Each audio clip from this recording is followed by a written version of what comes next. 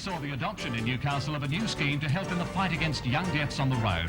Called Home Safely, it's designed to encourage communication between parents and children on the dangers of drink driving and to help them arrange alternate transport when there have been bouts of social drinking. Details tonight at 6 in NBN News.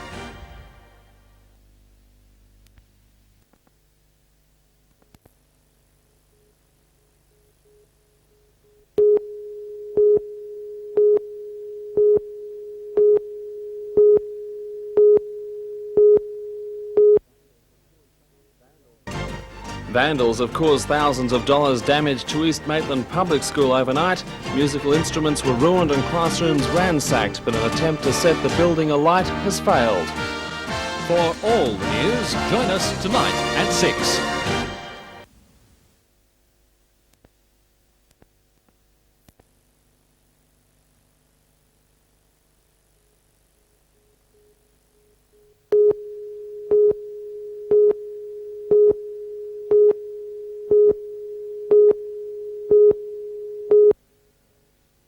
Exercise?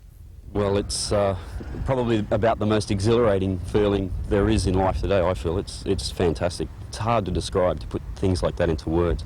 Flying a hang glider is, well, it's the ultimate. That's how Wayne Collison describes gliding and the daring manoeuvre he'll attempt this weekend, rising beneath a hot air balloon 610 metres into the air before releasing his glider for a graceful descent to earth.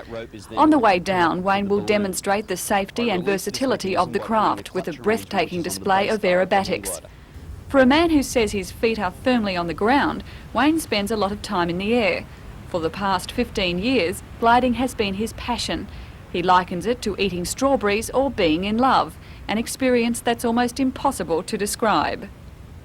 It's just a very special feeling. It's the reason that people keep at this and keep going. I mean, someone might have an injury or get bruises and cuts or whatever. They still keep at it and keep flying because the feeling is special. It's like a relationship. It's very, very special. That's what it is. It's a relationship. 6 other pilots will also take part in the precision display of gliding. Meanwhile, a very different aircraft touched down at Rutherford Airfield today, also en route to Richmond. The Beech 18D plane was built in 1949. The 10-seater has had a very checkered career. It was sold new to China, where it was used as Chiang Kai-shek's personal aircraft. It saw service in Vietnam before an Australian pilot bought the plane. It's now based in Townsville with the charter company Crocodile Air. Flying on this craft is a trip down memory lane. Yes, there's in-flight music on a wind-up gramophone and some light reading dating back to 1964. Evidence of the plane's past abounds, and yet its owners believe there are plenty more flying years left in her yet. The crew is staying overnight in Newcastle before continuing on to Richmond tomorrow. The plane will feature in the airshow static display.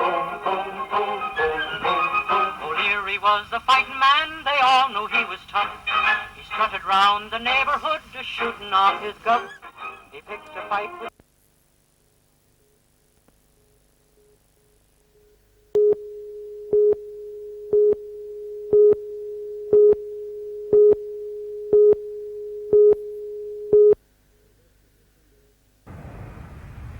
The wreck of the single-engine Cessna lies on a ledge in the mine 30 metres down a sheer cliff.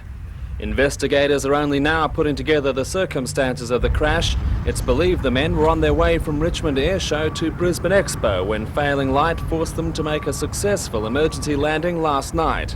Management of Howick Mines say they were unaware the aircraft was on their property, although several miners are thought to have spoken to the crew.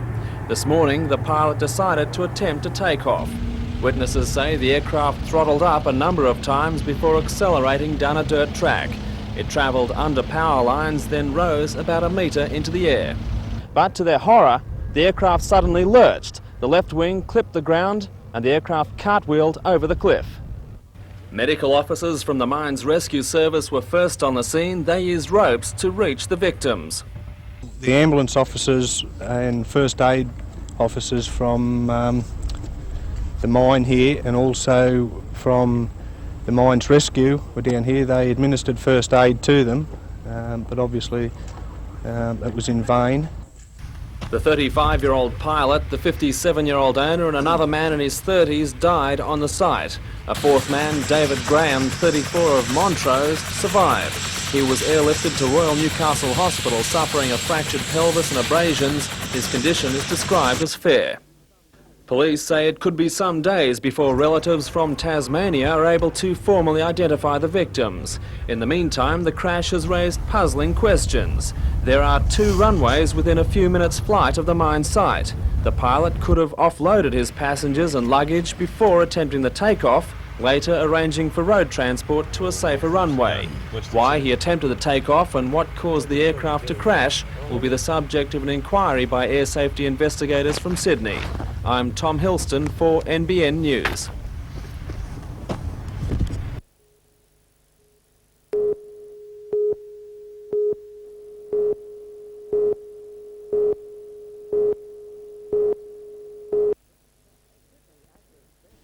Sydney actors Beth Child and Barry Quinn play the lead roles. There are only 2 other parts.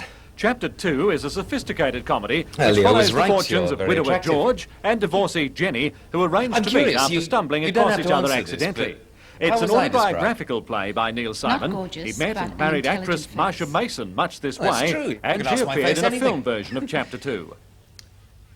No matter how old or experienced you are, the process never seems to get any easier, does it? What process?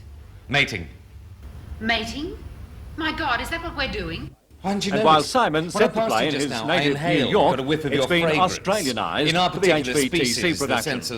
Beth Child and Barry Quinn are from Sydney, but that's no reason why Novocastrians shouldn't want to see this last play in a very successful season for their homegrown company. Neil Simon is very well known, obviously, for his comedy, dating back to Barefoot in the Park and The Odd Couple, etc.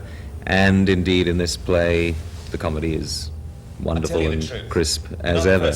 There's also a darker side, which is about relationships. So I think it's interesting, if you love Neil Simon, to come and see this play. His work is universally enjoyed, and it's great. He's a great playwright. So. Beth, is it a difficult play? I think it's an easy play because it's very clear where you're going all the way through it. I think it's a very easy play for people to get onto because it's about universal themes, it's about love and coping with life, and it's very funny, and there are some wonderful characters in it, wonderful quirky things happen, so it's very enjoyable.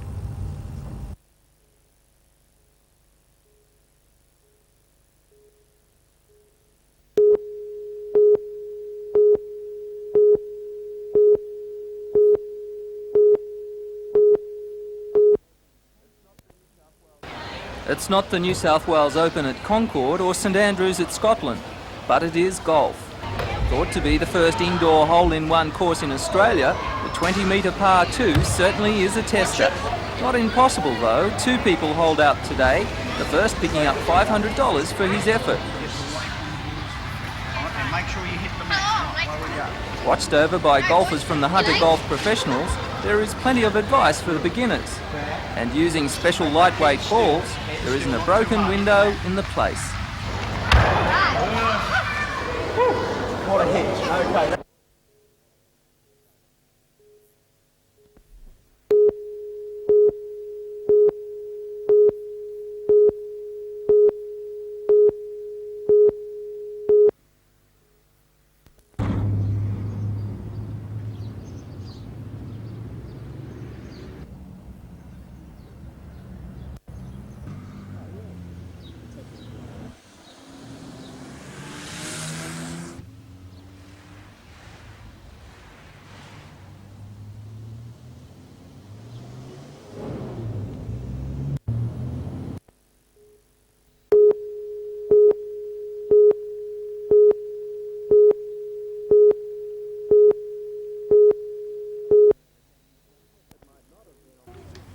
It might not have been on the same scale, but the occasion lacked nothing for colour and spectacle. Classes each selected a country to represent, then diligently prepared costumes, flags and emblems of their chosen land. And just for a little extra on the Olympic theme, a war cry with an international flavour.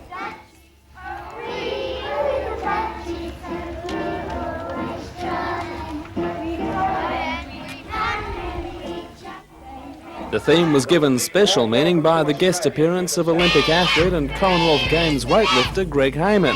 He didn't compete, but was only too willing to judge the best-dressed nation.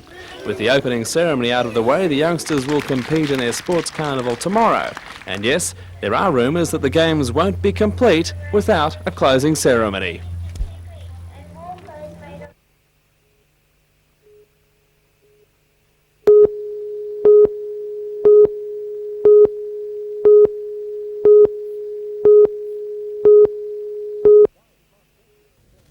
A wide cross-section of federal and state politicians, Navy and industry figures and representatives of the owners P&O was on hand to witness today's ceremony. Senator Richardson placed the 130-tonne first 14-metre middle section of the Aurora Australis on her keel blocks by activating a crane. When launched next September, the vessel will be 95 metres long and 20 metres wide, and her 5,000 tonnes will be rotated by jacks for a sideways launching. The Senator didn't stop today with the pushing of a button. He put on spark-resistant overalls and took to a welder to join a steel support column to the engine room floor. The winner of a competition to name the vessel, 12-year-old Brett Webb of Jindabyne, took keen interest in a plaque unveiled to mark the occasion. His prize, a trip on her maiden voyage. Brett's Aurora Australis won from thousands of entries because of his explanation. It'll illuminate mankind's knowledge, like the Aurora Australis illuminates the skies over the Antarctic. The vessel will be capable of smashing through ice more than a metre thick and carry up to 70 scientists and 60 crew to study the great frozen continent at the bottom of the world. The fact that it's our first Australian-built Antarctic research vessel excites Senator Richardson. We've always looked somewhat half-hearted because we've always been prepared to use someone else's ship, someone else's captain. We've never really been prepared to do it on our own. And now that we've done this, then there's no reason why we can't take on more. But the Senator was also excited by the fact that P&O, which will charter the vessel out to our federal government, chose Carrington Slipways to build it. Carrington undoubtedly is the premier shipyard in Australia now. This is the place that most regularly delivers ships on time and in budget. Not many places in the world, let alone Australia, can claim that distinction. So I was very happy to see Carrington's chosen. Don Laverick, how do you react to that? I'm pleased the Senator's happy about that. I'll be much happier in 12 months' time when we do deliver this ship on time and on budget. As well as Carrington's managing director, Senator Richardson's appraisal was also appreciated by the managing director of the local Anzac Frigate Consortium, Dr. Bill Peterson. Oh, definitely. It gives us a lot of encouragement that this perception is around.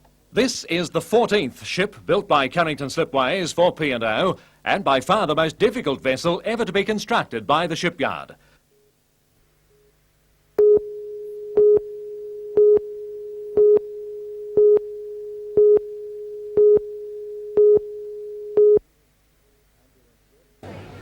Ambulance rescue has changed dramatically since it first came into service in the early 60s.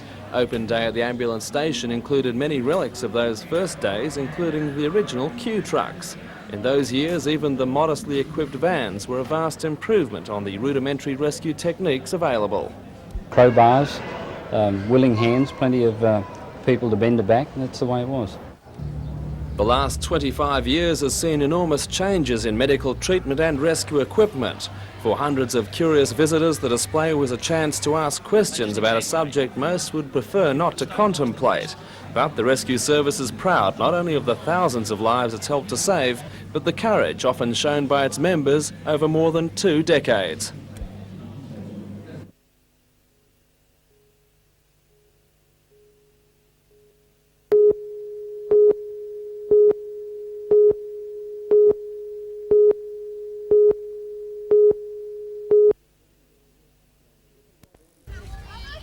The scene being reenacted on the river wasn't all that different to a similar event which occurred back in 1834 when the first grantees, along with a healthy supply of convict labour and guards, hauled into view to settle the rich farming district. The pioneers might have had an easier time of their arrival than their latter-day counterparts, who gamely battled a wicked westerly before reaching the sanctuary of the boat ramp. Nevertheless, the Close, Harris, Kelly and Eels families once again put down safely on dry land to signal the start of the parade.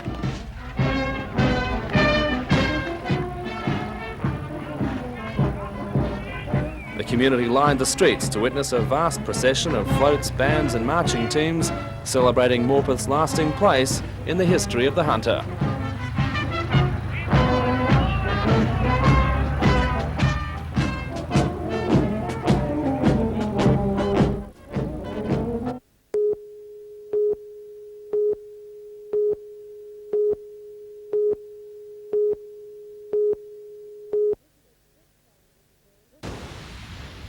Residents first found the little birds dead and dying right along the central coast between the north entrance and Terrigal early this morning. At first there were fears of an unnatural disaster, that perhaps the little birds had fallen victim to polluted water or poisoned food. However, Long Jetty vet Breck Muir revealed the tragedy was purely an act of nature, an unavoidable phenomenon that had hit the birds as they headed for nesting colonies along Australia's east coast. Crossing the tropical areas, they become exhausted. Presumably with the prevailing easterly winds, they've been blown ashore overnight. And as you can see from the bay here, there are numerous birds in the water, too tired and exhausted to take off.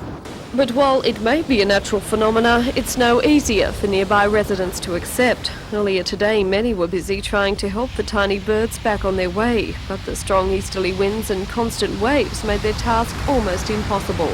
According to Mr. Muir, what the birds ideally need now is for strong westerlies to spring up and help them along, though for the time being, any little bit of help could well save their lives. I guess if people want to feed them raw fish, octopus, even frozen fish are what to do, but there's too many practically to achieve very much.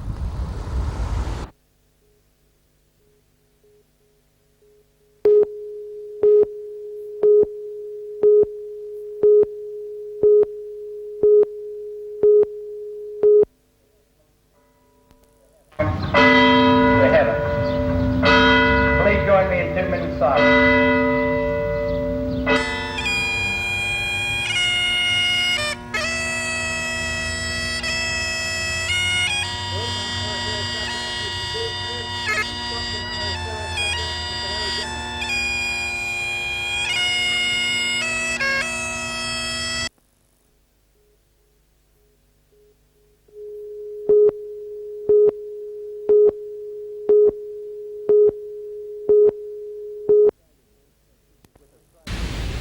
With Australia's most prestigious wave sailing event, the Sony Classic, due to start in Sydney next week, the Newcastle event has attracted a big field of 40. Amongst the class field is last year's Sony winner Luke Hargraves, current Australian wave sailing champion Rowan Cudmore, and Olympic representative Chris Lawrence. The best of the women are also competing, including 1987 World Cup champ Anique Gravlin of Canada and current World Mistral title holder Jessica Crisp from Sydney. After yesterday's no race day because of light winds, today's 12-knot northeasterly conditions were described as marginal for competition. Above 15 knots is regarded as ideal. Competition continues tomorrow.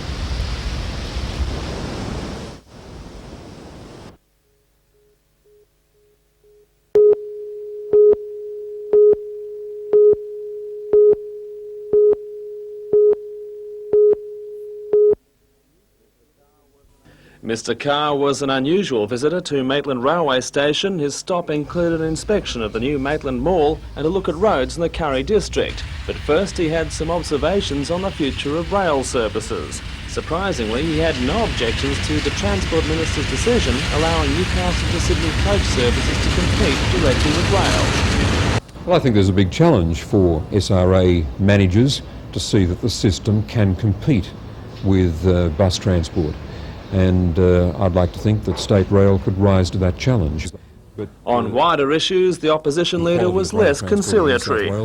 Whenever you have non-Labor governments in New South Wales, you face a period of degradation of the rail system. It happened under Askin, and it took the big investment of the Rann and Unsworth governments to lift the rail system up again. What we're seeing is the very beginning of a policy that represents a long-term threat to the quality of rail transport in New South Wales. We've got a long way to go yet.